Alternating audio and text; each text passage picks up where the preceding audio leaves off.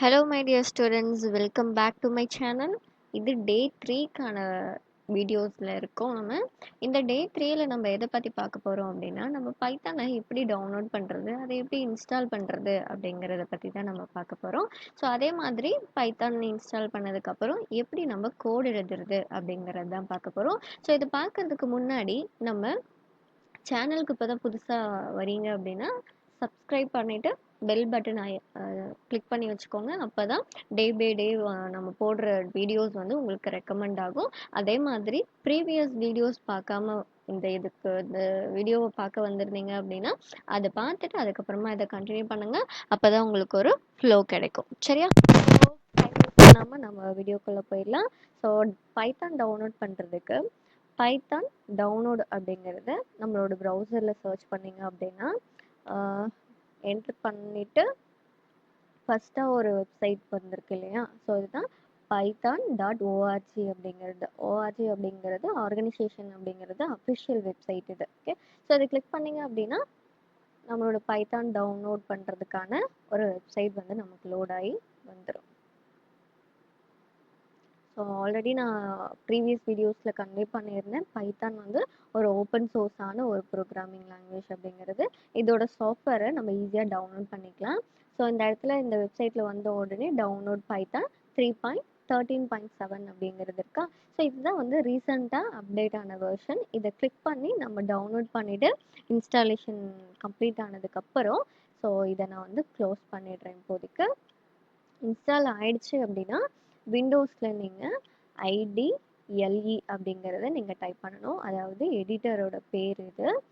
Search பண்ணிங்க அப்படின்னா இந்த இடத்துல நான் வச்சுருக்கிறது 3.13 அப்படிங்கிற ஒரு வெர்ஷன். ஸோ இதை நான் ஓப்பன் பண்ணிக்கிறேன்.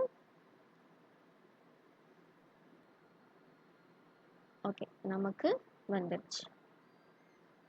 ஸோ இதுதான் வந்து பைத்தானோட எடிட்டர் பேஜ். இந்த இடத்துல நம்ம என்ன பண்ணுவோம் அப்படின்னா நம்ம கோடு எழுதுறதோட அவுட்புட்டை இங்கே தான் நம்ம வந்து பார்ப்போம். ஓகே, ஸோ அதே மாதிரி இப்போ கலெக்ஷன் ஆஃப் கோட்ஸை வந்து இன்புட்டாக கொடுக்கறதுக்கு நம்ம ஒரு புது ஃபைல் தான் நம்ம ஓப்பன் பண்ணணுமே தவிர இந்த எடிட்டரில் நம்மளால் கோட் எழுத முடியாது. ஸோ அதனால் புது ஒரு ஃபைல் வந்து ஓப்பன் பண்ணியாச்சு. ஸோ இது இப்படி தான் இருக்கும். ஃபஸ்ட்டு வந்து இந்த ஃபைலை நான் சேவ் பண்ணிக்கிறேன். ஸோ நம்மளோட டைரக்ஷன் நம்ம சூஸ் பண்ணிக்கலாம். நமக்கு வேணுங்கிற டைரக்ஷன் சூஸ் பண்ணிவிட்டு நம்மளோட ஃபைலோட பேரை நான் என்ன பண்ணிக்கிறேன், இந்த இடத்துல டெக்ஸ்ட்டாக கொடுத்துக்கிறேன். பைத்தானோட எக்ஸ்டென்ஷன் .py அப்படிங்கிறதுல தான் நம்ம கொடுக்கணும். ஸோ கொடுத்துட்டு இந்த ஃபைலை நம்ம சேவ் பண்ணிக்கலாம். ஓகே, ஸோ நம்ம சேவ் பண்ணி முடிச்சாச்சு. ஸோ நம்ம வந்து கோட் எழுத ஸ்டார்ட் பண்ணிடலாம். ஸோ ஃபஸ்ட்டு நம்ம எதை பற்றி பார்க்க போகிறோம் அப்படின்னா பைத்தானில் ஒரு வேர்டை எப்படி பிரிண்ட் பண்ணுறது அவுட்புட்டில் அப்படிங்கிறது தான் பார்க்க போகிறோம். ஸோ அதுக்கு ஜஸ்ட் நம்ம வந்து பிரிண்ட் அப்படிங்கிற ஒரு கீவேர்டை நம்ம யூஸ் பண்ணிக்கிறோம். ஸோ பிரிண்ட் அப்படிங்கிற கீவேர்டு யூஸ் பண்ணி அந்த பிரிண்ட்டுக்குள்ளே எது கொடுத்தாலும் அவுட்புட்டில் நமக்கு ஜென்ரேட் ஆகிடும். ஓகே, ஸோ மற்ற ப்ரோக்ராமிங் லாங்குவேஜ்லலாம் ஒரு வேர்டை அவுட்புட்டில் பிரிண்ட் பண்ணணும் அப்படின்னாவே நமக்கு வந்து ஒரு 5-6 லைன் வந்து நம்ம எழுதுகிற மாதிரி வரும். அந்த மாதிரி டிஃபிகல்ட்டி வந்து இதில் கிடையாது. ரொம்பவே ஈஸியாக இருக்கும். பிரிண்ட் அப்படிங்கிற ஒரு கீவேர்டு யூஸ் பண்ணி அதுக்குள்ளே டபுள் கோட்ஸில் ஹலோ பைத்தான் அப்படிங்கிறத நான் கொடுத்துருக்கேன். ஓகே, ஸோ இதே வந்து ஜாவா சிலெலாம் பார்த்திங்க அப்படின்னா ஒரு 5 லைன் 6 லைன் நம்ம இன்புட்டாக கொடுத்தோம் அப்படின்னா தான் ஹலோ வேர்டு அப்படிங்கிறதே நமக்கு வந்து அவுட்புட்டில் கெட் ஆகிற மாதிரி வரும். ஸோ பைத்தானில் அந்த மாதிரி இஷ்யூஸ் வந்து இருக்காது. சிங்கிள் லைன் எக்ஸிக்யூஷனில் நம்மளால் அவுட்புட்டை வந்து ஈஸியாக எடுத்துக்க முடியும். ஸோ இதை வந்து நான் F5 கொடுத்து ரன் பண்ணிக்கிறேன். நமக்கு என்ன ஆகுது அவுட்புட்டில், ஸோ நமக்கு அவுட்புட் ஜென்ரேட் ஆகுது. ஸோ நான் ஜஸ்ட் ஒரு பிரிண்ட் அப்படிங்கிற ஒரு வேர்டு கொடுத்து அதுக்குள்ளே நான் என்ன கொடுத்துருக்கேன்னா அது என்ன ஆகுது அவுட்புட்டில் ஜென்ரேட் ஆகிடுச்சு. ஓகேவா? ஸோ அதே மாதிரி பிரிண்ட்டுக்குள்ளேயே நம்ம நிறைய கலெக்ஷன் ஆஃப் டேட்டாஸை கொடுக்க முடியாது இல்லையா? அதுக்கு ஒரு இடத்துல ஸ்டோர் பண்ணி நமக்கு வேணுங்கிறப்ப நம்ம என்ன பண்ணிக்கலாம், ரெட்ரைவ் பண்ணுறதுக்காக ஒன்று வச்சுருக்காங்க. அதுதான் நம்ம என்ன சொல்லுவோம் அப்படின்னா வேரியபிள்ஸ் அப்படிங்கிறது. ஸோ வேரியபிள்ஸ் அப்படிங்கிறது என்ன அப்படின்னா storing a collection of datas and informations. அதை தான் நம்ம வந்து வேரியபிள்ஸ் அப்படின்னு சொல்லுவோம். ஸோ திரும்ப சொல்கிறேன், variable is a storing a collection of datas and informations is called as variable அப்படின்னு நம்ம சொல்லுவோம். ஓகே, ஸோ வேரியபிள் அப்படிங்கிறது தமிழில் ஈஸியாக புரிஞ்சுக்கிற மாதிரி சொல்லணும் அப்படின்னா ஒரு வீட்டில் ஒரு கண்டெய்னர் இருக்குன்னு வச்சுக்கலாம். அந்த கண்டெய்னரில் ஏதாவது சால்ட்டு, சுகரு இந்த மாதிரிலாம் நம்ம போட்டு வச்சுருக்கோம். ஸோ அதெல்லாம் நம்ம என்ன பண்ணுவோம், நமக்கு வேணுங்கிறப்ப கொஞ்சம் கொஞ்சமாக எடுத்துப்போம் இல்லையா? ஸோ அதே மாதிரி தான் ப்ரோக்ராமிங்கில் கலெக்ஷன் ஆஃப் டேட்டாஸை ஒரு இடத்துல ஸ்டோர் பண்ணிவிட்டு நமக்கு வேணுங்கிறப்ப அந்த டேட்டாஸை எடுத்து நம்ம யூட்டிலைஸ் பண்ணிக்கலாம். ஸோ அதை தான் நம்ம வந்து வேரியபிள் அப்படின்னு சொல்லுவோம். ஸோ திரும்ப சொல்கிறேன், variable is a collection of storing a collection of datas and informations is called as variable அப்படின்னு நம்ம சொல்லுவோம். ஓகே. ஸோ வேரியபிள்ஸ்க்கு சில கண்டிஷன்ஸ் இருக்குது. ஃபஸ்ட்டு வந்து நான் என்ன பண்ணுறேன் அப்படின்னா, ஒரு ஏ அப்படிங்கிற ஒரு வேரியபிளை நான் கொடுத்துக்கிறேன். ஏ அப்படிங்கிறது ஒரு கேரக்டர் இல்லையா? ஸோ ஆல்ஃபபெட்டிக்காக இருக்கலாம், இல்லை கலெக்ஷன் ஆஃப் கேரக்டர்ஸாக இருக்கலாம் இல்லையா? ஏங்கிறது ஒரு கேரக்டர். இப்போ நான் ஏபிசி அப்படின்னு வச்சாலும் அது வந்து கலெக்ஷன் ஆஃப் கேரக்டர் தான். ஒன்றுக்கு மேலே நிறைய கேரக்டர்ஸ் இருந்தது அப்படின்னா அது வந்து நம்ம ஸ்ட்ரிங் அப்படின்னு கூட சொல்லலாம். இப்போ வந்து கலெக்ஷன் ஆஃப் கேரக்டர்ஸ் இருக்கிறதுனால இது வந்து நம்ம வேரியபிள் அப்படின்னு சொல்லலாம். ஓகே. ஸோ சிங்கிள் லெட்டர் இருந்தாலும் அது வேரியபிள் தான், மல்டிபிள் லெட்டர் இருந்தாலும் அது வேரியபிள் தான். ஓகேவா? இப்போ ஏபிசி ஈக்குவல் டு நான் ஒரு 90 அப்படிங்கிறது கொடுத்துருக்கேன். 90 அப்படிங்கிறது ஒரு இன்டீஜர் டேட்டா, அதாவது நம்பர் டேட்டா இல்லையா? அந்த நம்பரை நான் என்ன பண்ணியிருக்கேன், ஏபிசி அப்படிங்கிற ஒரு வேரியபிளில் ஸ்டோர் பண்ணிட்டேன். ஓகே. அப்போ ஏபிசியோட வேல்யூ என்ன, 90 அப்படிங்கிறது. ஸோ இதுவும் நான் அவுட்புட்டில் கால் பண்ணணும் அப்படின்னா, இப்போ நான் கால் பண்ணாமல் எக்ஸிக்யூட் பண்ணுறேன், எனக்கு வந்து ஹலோ பைத்தன் அப்படிங்கிறது தான் அவுட்புட்டில் ஜென்ரேட் ஆகும் இல்லையா? ஏன் அப்படின்னா எனக்கு பிரிண்ட்டுக்குள்ளே என்ன இருக்கோ அதுதான் அவுட்புட்டில் உங்களுக்கு ஷோ ஆகும். ஓகே.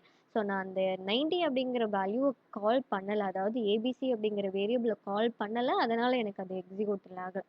ஸோ இதே வந்து நான் கமா கொடுத்துட்டு ஏபிசி அப்படிங்கிறது கொடுத்துட்டு எக்ஸிக்யூட் பண்ணேன் அப்படின்னா எனக்கு அந்த 90 அப்படிங்கிறதும் சேர்த்து என்ன ஆகும், எனக்கு பிரிண்ட்ல ஷோ ஆகும் இல்லையா? ஸோ அதே மாதிரி வேரியபிள் எப்படி கொடுக்கறது அப்படிங்கிறது உங்களுக்கு வந்து தெரிஞ்சிருச்சு.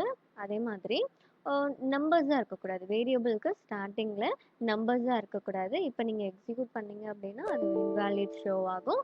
ஸோ சப்போஸ் வந்து நம்பர்ஸ்லாம் வேணும், இப்போ வந்து ஸ்டூடெண்ட்டோட டேட்டாஸ்லாம் ஸ்டோர் பண்ணும்போது 11th மார்க், 12th மார்க் இந்த மாதிரிலாம் நம்ம போடுவோம். ஸோ அந்த மாதிரி இருக்கும்போது கேரக்டருக்கு பின்னாடி நீங்கள் வந்து என்ன பண்ணிக்கலாம் அப்படின்னா அந்த நம்பர்ஸை ஆட் பண்ணிக்கலாம். இப்போ எக்ஸிக்யூட் பண்ணீங்க அப்படின்னா அந்த மாதிரி இஷ்யூஸ் வந்து உங்களுக்கு வராது. ஸோ நார்மலாக உங்களுக்கு எக்ஸிக்யூட் ஆகிடும். ஸோ அடுத்து வேரியபிள் டிக்ளேர் பண்ணும்போது ஸ்பேஸை நீங்கள் கொடுக்கக்கூடாது. ஸ்பேஸ் வந்து இதை அலோட் பண்ணிக்காது, வேரியபிள் வந்து ஸ்பேஸை அலோட் பண்ணிக்காது.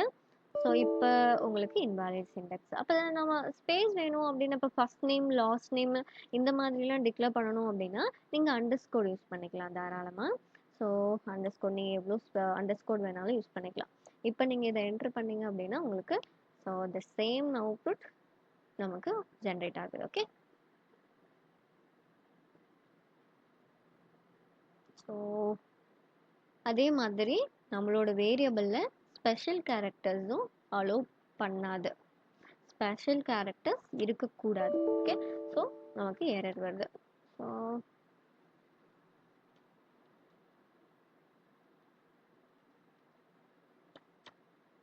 ஓகேவா?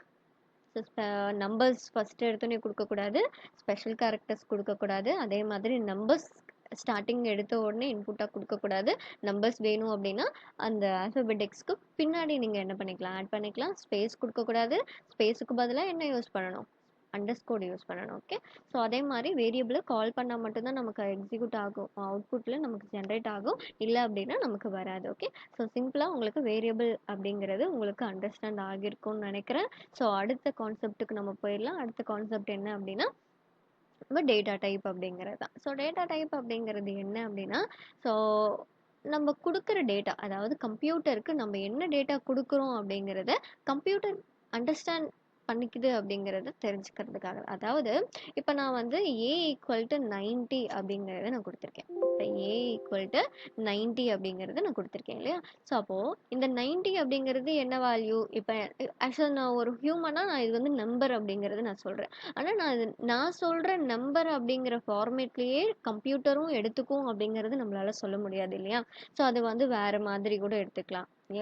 ஸோ இப்போ வந்து இதோட டேட்டாவை செக் பண்ணுறதுக்காக நான் என்ன பண்ணுறேன் அப்படின்னா print அப்படிங்கிற ஒரு கீவேர்டு யூஸ் பண்ணி டைப் அப்படிங்கிற ஒரு இன்பில்டு ஃபங்க்ஷனை யூஸ் பண்ணிக்கிறேன். டைப் ஆஃப் ஏ அதாவது அந்த ஏக்குள்ள என்ன டேட்டா இருக்கு அப்படிங்கிறத செக் பண்ணி பிரிண்ட் பண்ணு அப்படின்னு நான் சொல்கிறேன். ஓகே, ஸோ இப்போ நான் வந்து இதை எக்ஸிக்யூட் பண்ணுறேன். எனக்கு கிளாஸ் இன்ட் அப்படிங்கிறது சொல்லியிருக்கு பார்த்தீங்களா?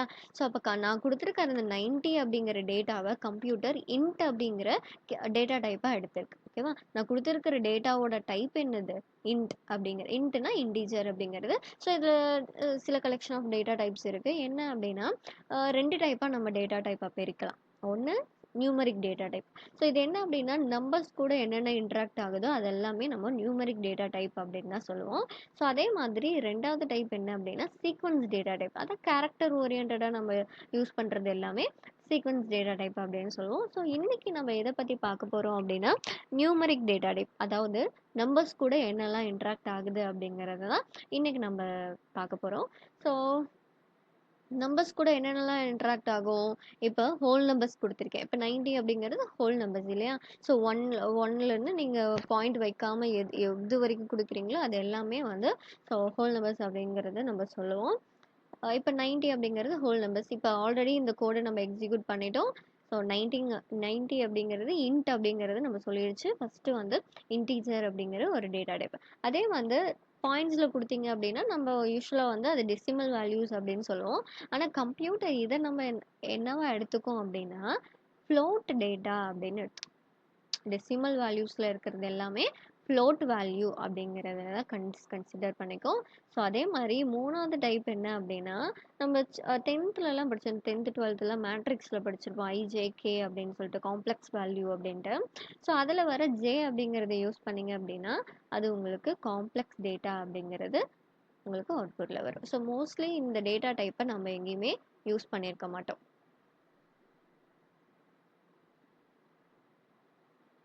ஸோ 3 டேட்டா டைப் இருக்குது. So integer, float, complex. Integer அப்படிங்கிறது ஹோல் நம்பர்ஸ் இன்புட்டாக கொடுத்தோம் அப்படின்னா அது இன்டீஜர்னு எடுத்துக்கும். டெசிமல் வேல்யூஸ் இன்புட்டாக கொடுக்கும்போது அது வந்து ஃப்ளோட் டேட்டா அப்படிங்கிறத எடுத்துக்கும். ஸோ அதே மாதிரி காம்ப்ளெக்ஸ் அதாவது ஜே அப்படிங்கிறது real number imagery value. Real number அப்படிங்கிறது அந்த ஹோல் நம்பர் சம்திங் அந்த மாதிரி நம்பர்ஸ் ஓரியன்டாக இருக்கிறது. இமேஜரி வேல்யூ அப்படிங்கிறது அந்த ஆல்ஃபபெட்டிக்ஸ் வரும்போது. ஸோ இது ரெண்டும் கம்பைன் ஆகி வந்துச்சு அப்படின்னா அது வந்து காம்ப்ளெக்ஸ் டேட்டா அப்படின்னு நம்ம சொல்லுவோம். ஸோ இதுதான் வந்து டேட்டா டைப்ஸில் ஃபஸ்ட்டு இருக்கிற டைப்பு நியூமரிக் டேட்டா டைப் அப்படிங்கிறது. நம்பர்ஸ் கூட என்னெல்லாம் இன்ட்ராக்ட் ஆகி வருதோ அதெல்லாம் நியூமரிக் டேட்டா டைப் அப்படின்னு நம்ம சொல்லுவோம். ஓகே, ஸோ நெக்ஸ்ட் வீடியோவில் நம்ம இதோட அடுத்த டாபிக் அதாவது சீக்வன்ஸ் டேட்டா டைப்பில் என்னென்ன இருக்குது அப்படிங்கிறது நம்ம பார்க்கலாம். ஸோ ஏதாவது டவுட் இருந்துச்சு அப்படின்னா கமெண்ட்டில் சொல்லுங்கள். கண்டிப்பாக நான் உங்களுக்கு கிளியர் பண்ணுவேன். ஓகே, ஸோ அதே மாதிரி அடுத்தடுத்த வீடியோஸில் அப்டேட்டில் இருங்க. ஸோ டே பை டே வர வீடியோஸை பார்த்து நீங்களும் உங்களை வந்து க்ரோ பண்ணிக்கோங்க. தேங்க்யூ.